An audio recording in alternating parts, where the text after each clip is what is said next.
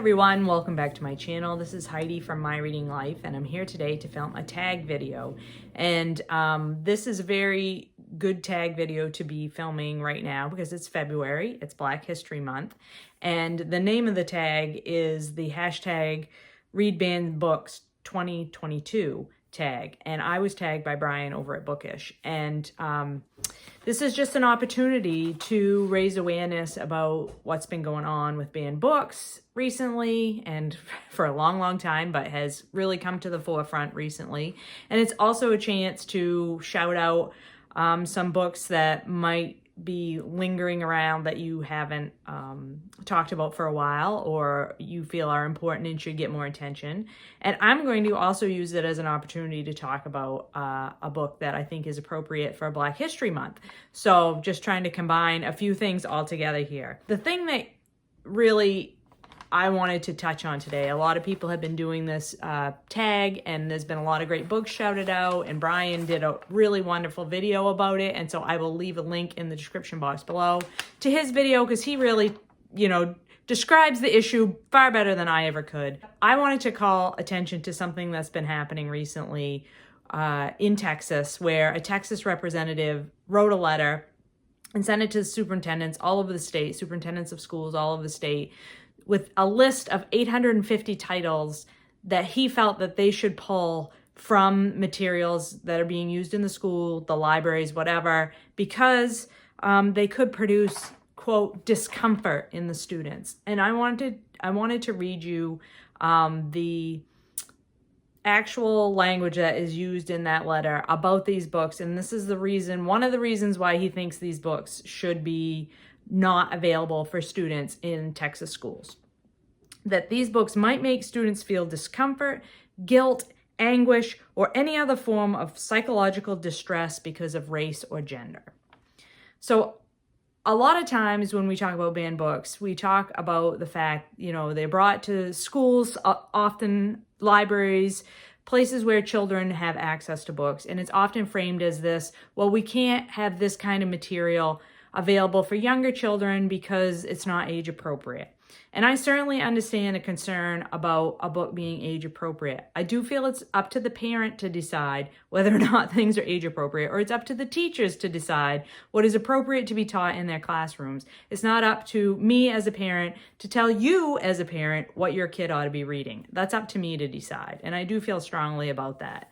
And I feel strongly that we ought to let our educators do the work to determine what's appropriate for kids, and not bury our heads in the sand about what's available to kids these days on the internet, on television.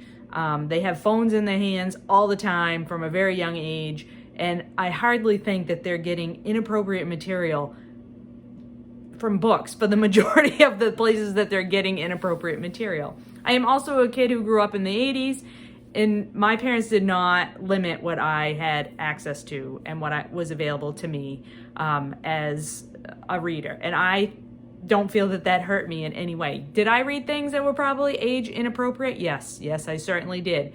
Did it scar me for life? No, it did not. So that's all I really need to say about banning books and where I stand on that issue. But this issue of this Texas representative talking about a list of 850 titles that might make a kid feel discomfort is just ridiculous. This is Editing Heidi coming back to say that I wasn't very clear there about my thoughts about this idea of kids feeling discomfort from things that they read. Yeah, and they should. People need to feel uncomfortable about bad things that happen to other people. And we shouldn't worry about our kids feeling uncomfortable about things. We should worry whether or not they're learning what happened in our country or in the world. We should worry whether or not they're being taught the facts, and not whether or not they might feel uncomfortable. Kids feel uncomfortable all the time.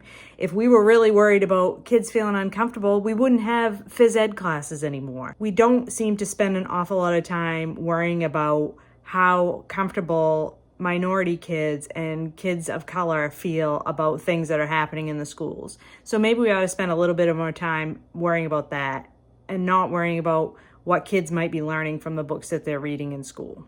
That's all I really want to say about that. I just think it's absolutely ridiculous if I wasn't clear about it before.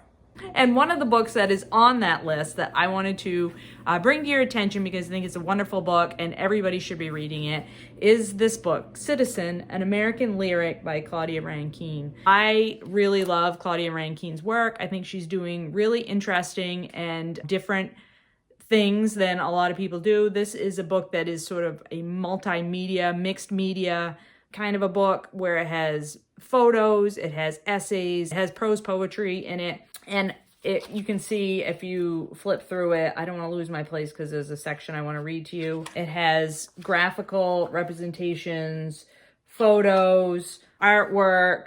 The text is in blocks like this. And sometimes it's just, a sentence or two on a page. Very, very powerful book. I first listened to it in audio, and then I realized that there was a lot I wasn't getting as far as the photographs and the other artwork that are in this book. And so I got this copy. I've also given this as a gift to my nieces. I think it's just so wonderfully done. And it is a book that's really about race and what Black people in America experience in the form of microaggressions.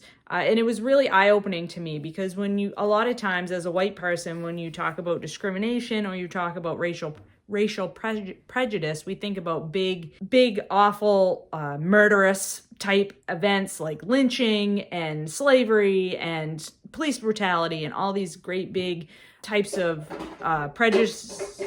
My cat just knocked something off the shelf over there. Sorry about that. We talk about things that take people's lives, that are bodily harm and that kind of violence. But microaggressions can be just as harmful, and especially over the long term as they add up, as it's daily occurrences. That kind of psychological toll is something we don't talk about a lot and is really, really important. And so that's what this book is trying to address. And I think it's super emotional and super powerful. And so I'm just going to read one little section here just to give you the idea about what kind of things are in this book. At the end of a brief phone conversation, you tell the manager you are speaking with that you will come by his office to sign the form. When you arrive and announce yourself, he blurts out, "I didn't know you were Black." "I didn't mean to say that," he then says. "Aloud, you say." "What?" he asks. "You didn't mean to say that aloud." Your transaction goes swiftly after that. So that's the kind of thing that Claudia Rankine is drawing your attention to in this book and doing it really, really beautifully and powerfully. So I would highly recommend that you check out Citizen, An American Lyric by Claudia Rankine, as well as her other books, because she is amazing. And I would also highly encourage you to check out other books that are either banned or are trying to be banned, because in general, they're really great books. You'd be missing out if you didn't go check them out. This is a really great tag. I want to thank Brian for tagging me in it and giving me the opportunity to talk about a book that I don't believe I've talked about on this channel before. Anyway, thanks for watching. I hope you're doing well and finding some good books to read, and I will talk to you later.